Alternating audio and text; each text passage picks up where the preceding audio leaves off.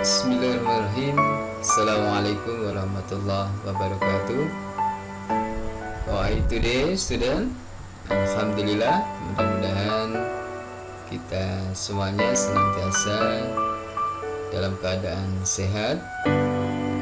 Baik anak-anakku yang soleh-solehah, materi setelah PTN 1 untuk ibadah syariah adalah tentang mengenal zakat.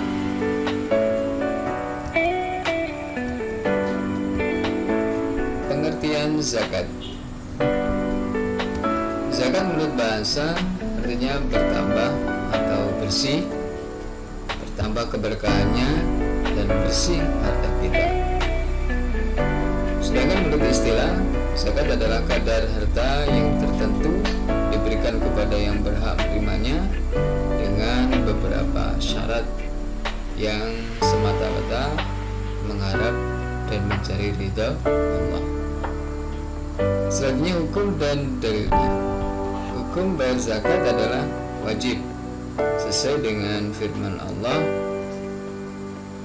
khudh min amwalihim sadaqatan tudahhiruhum wa tuzakkihim biha wa sholli 'alaihim in salataka sakanul lakum wallahu sami'un alim. Artinya, ambillah zakat dari sebagian harta mereka. Dengan zakat itu kamu bersihkan dan mensucikan mereka. Quran surat At-Taubah ayat 103. Selanjutnya, macam-macam zakat. Dalam ajaran agama Islam, zakat dibagi menjadi dua. Yang pertama, zakat harta benda atau disebut juga zakat mal, yaitu ada beberapa harta kekayaan kita yang wajib dikeluarkan zakatnya. Tentunya ketika sudah mencapai nisab atau batas minimal kepemilikan harta dan haul genap 1 tahun. Nah, apa saja harta kita yang wajib dikeluarkan zakatnya? Yang pertama adalah binatang ternak seperti unta. Nah, ini nisabnya 5 ekor. Kemudian sapi atau kerbau nisabnya 30. Jadi ketika kita mempunyai sapi atau kerbau minimal jumlahnya 30, maka sudah wajib dikeluarkan zakatnya. Kemudian kambing nisabnya 40 ekor.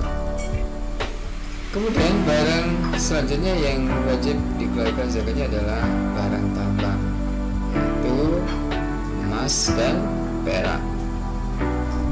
Emas nisabnya 90 gram, sedangkan perak nisabnya 600 gram.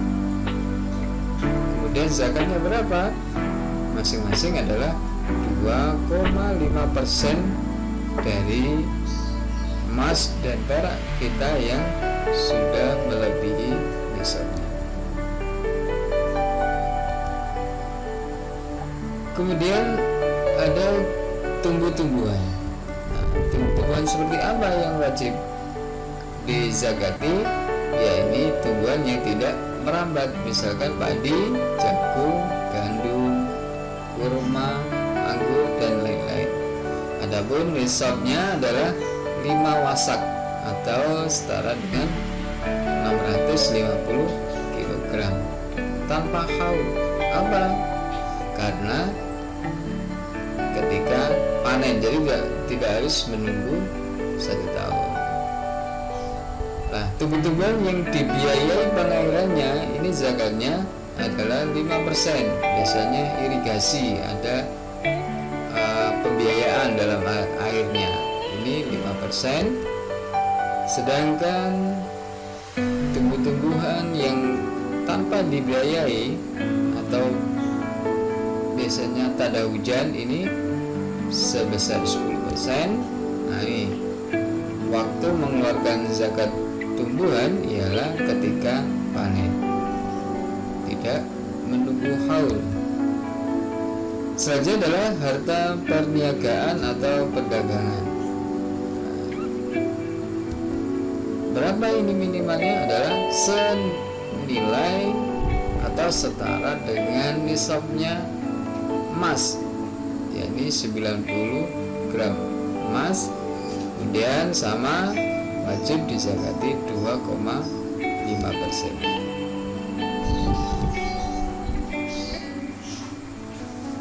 Baik anak-anakku yang soleh-solehah, macam yang kedua dari zakat adalah zakat fitrah.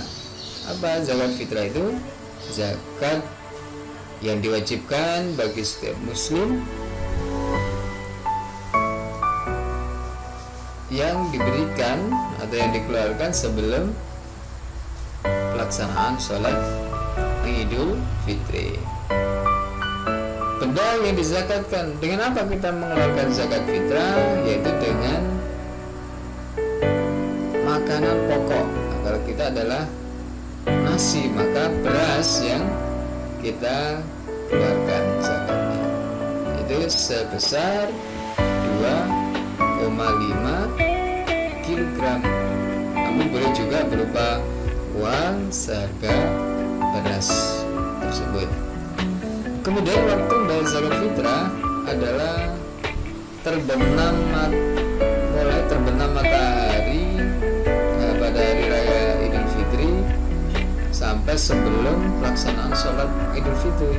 Karena ketika sudah selesai melaksanakan sholat Idul Fitri, maka tidak sah zakat fitrahnya, karena itu termasuk sebagai sedekah biasa.